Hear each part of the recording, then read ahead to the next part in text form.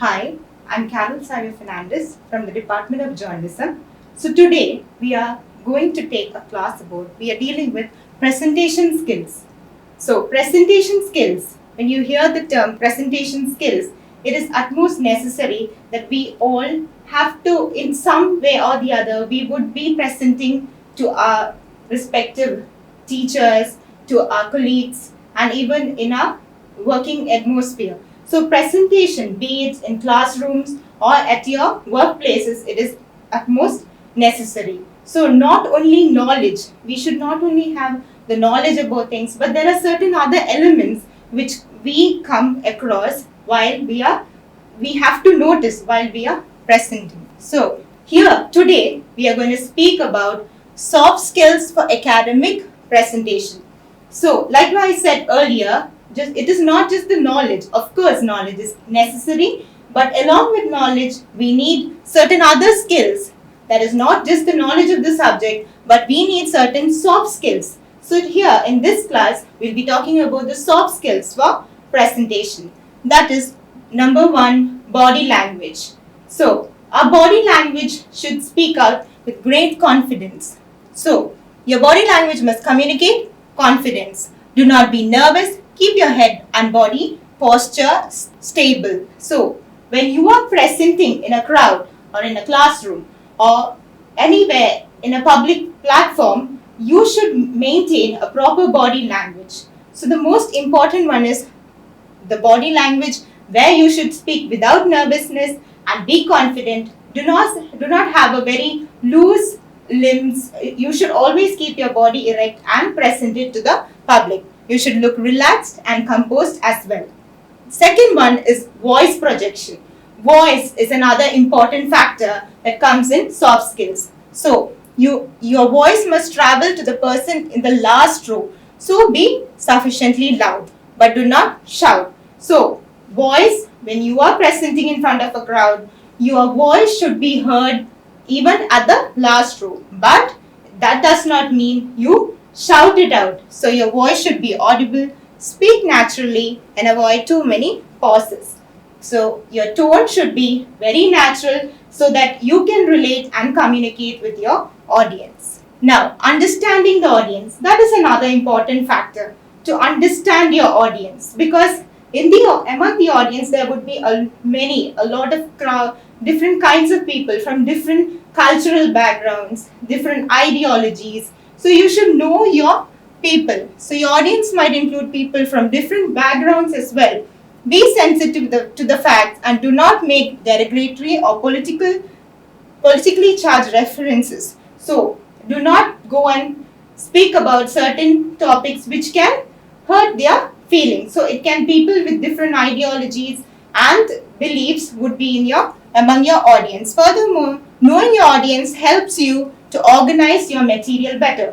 So when you know your audience, you would be able to organize. So before your presentation, you would be able to synchronize everything and keep everything in a proper order, and your presentation would be, thus it would be easy for you to present. Overcoming nervousness, another important aspect during your presentation. It is very natural that we all, at a point when you are presenting before a crowd, before your audience, you would obviously be nervous, but you should always take a step, relax before your presentation, think about your topic, and then go for your presentation. Take a deep breath, concentrate on your presentation. So right before the presentation, do not just be doing many other things. You sit down, relax, take a deep breath, and focus on your presentation. While some people try and avoid eye contact, you may look for people in the audience who seem sympathetic. So sometimes certain people, they get nervous during the presentation, so they do not maintain eye contact. But it is necessary that you maintain eye contact, and it can be that you can maintain the eye contact with people who are a bit sympathetic. You can see to your audience, because the audience at the end, so you must realize that your audience are also waiting for your response. Speech presentation, they are looking forward to listen to you. Now, we discussed the soft skills during a presentation. Another important aspect is effective communication skills. How do you communicate? So in this segment, we are talking about how to present, how to communicate to the audience. In this topic, we'll see what is communication. Communication is the transmission of information from a sender to a receiver using a certain medium. So here there is the sender and there you have the receiver and the medium. It is through this medium that you are communicating. So for example, now you are writing a letter to somebody. So I am writing a letter to another person, my friend. So what is the medium here? The medium is the letter. So that's how communication takes place. It is a process from the sender to the receiver using a particular medium. Now, effective practices for communication. Now, these are the certain points that you should keep in mind when you are communicating or when you are presenting in a public, in a formal background. So, number one, know your subject.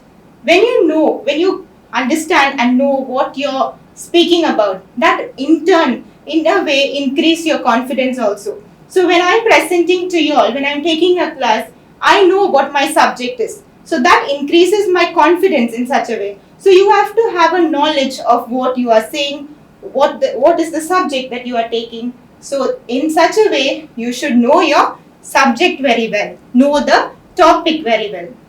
Now, know your audience. Like we discussed earlier, knowing your audience is very important. Again and again, these points are repeated because you have people from different backgrounds coming and listening to you. So you should know them. It helps you keep your material in order. At the same time, knowing your audience will be able for you to connect with your audience and say your points. Now, organize your material. Again, if you do not have to take the whole list of things and then present. You must organize it and break it into smaller parts. This would be useful for you and for your listeners. So during a presentation, when you make pointers, organize your material and present, it would be even more meaningful for them also. The fourth one is choose appropriate medium. So how do you want to present your subject? So using PPTs, or do you want to use certain cards? Some of them use charts in order to do their presentation. Now, fifth one, acquaint yourself with the technology. So when you are going for your presentation, know all the technical aspects as well. At the last minute, you can't be fidgeting with your mic or the wires. So at the time of presentation, make sure you're technically equipped. Now, grab the attention at the beginning. How do you grab your audience attention? So, most of the speakers, when they begin, even a speech, they begin with certain questions that would grab the attention of the speakers. So, when they grab the attention of the speakers through questions, some give certain facts, certain shocking facts. So, that's how you grab the attention. And some of them even use quotes of great people. So, thus, by using great quotes also, you can grab the attention of your audience. Now, speak with confidence. That is another aspect. No matter what, when you speak with confidence through your body language, your audience also would be able to make it clear that, okay, the person before you is speaking with confidence, he or she knows the subject well, and thus your confidence and your presentation would be good. Now, keep the presentation crisp. Don't drag on with a presentation. When you're presenting in a public, you should not just keep talking and repeating certain factors which you already said and bringing on more points. Make it short, make it clear so that your audience will be able to understand it within seconds and know what the point is. Now, use repetition suitably.